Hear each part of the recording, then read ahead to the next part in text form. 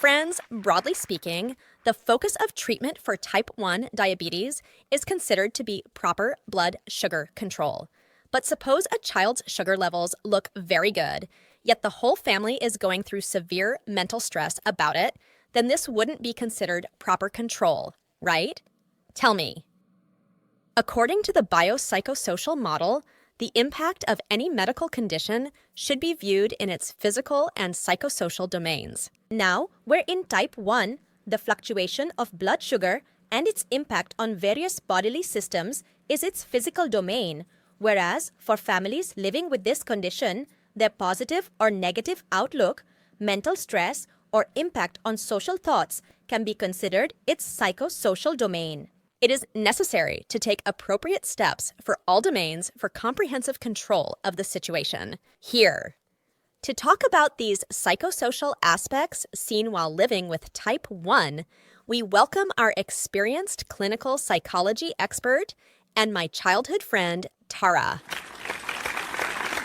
Tara, first of all, please tell us why it's important to understand the psychological aspects that come with type 1. First of all, thank you all for giving me the opportunity to come on this platform. See, as we all know, type 1 is a lifelong condition, and like all long-term medical conditions, living with it also involves many mental ups and downs, where to some extent these thoughts or diabetes distress is considered normal. If in excess, they can affect other aspects of life, even the control of type 1.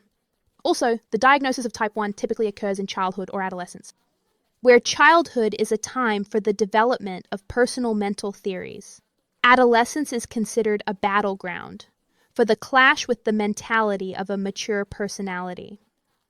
When a complex condition like type 1 arises, the emergence of certain psychological conditions is obvious. That's right. Tara, can you tell us what kind of mental issues are commonly observed with type 1 and in which families it is seen more frequently? Almost all children living with type 1 and their parents always have some sense or concern about the condition, which is normal. This awareness helps in maintaining control over various situations. However, in some families, excessive worry or depression about the condition is also observed. It is seen that negative or disturbed thoughts about the parent's situation also appear in children. Eating disorders are observed in some children, or they may lose interest in studies and health.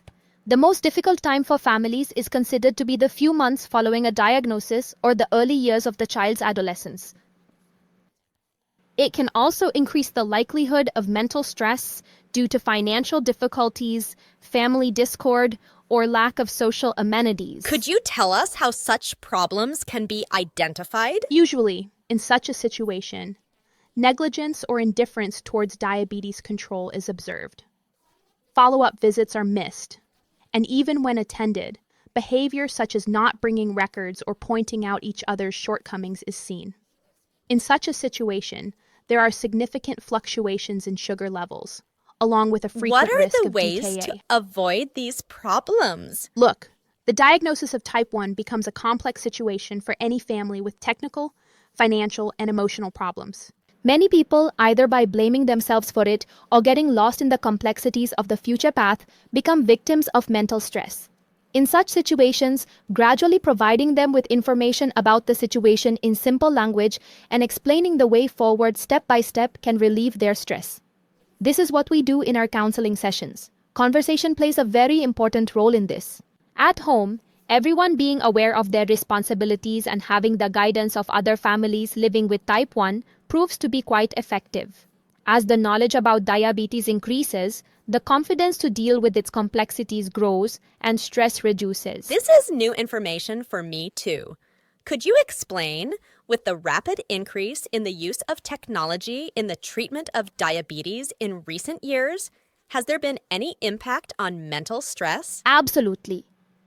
With the proper use of technology, people can better feel in control by receiving constant updates on their situation, and they are relieved from the headache of frequent sugar checking and insulin injections.